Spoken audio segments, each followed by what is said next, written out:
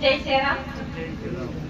बघा, पुणे गावातील सर्व ग्रामस्थांना बंधू भगिनींना विनंती आहे की या ठिकाणी संत संघ ओपनिंगचा कार्यक्रम सुरू झालेला आहे आणि प्रवचनाला सुद्धा सुरुवात झालेली आहे.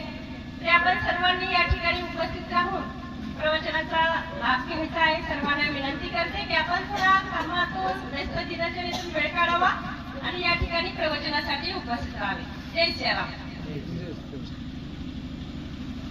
श्री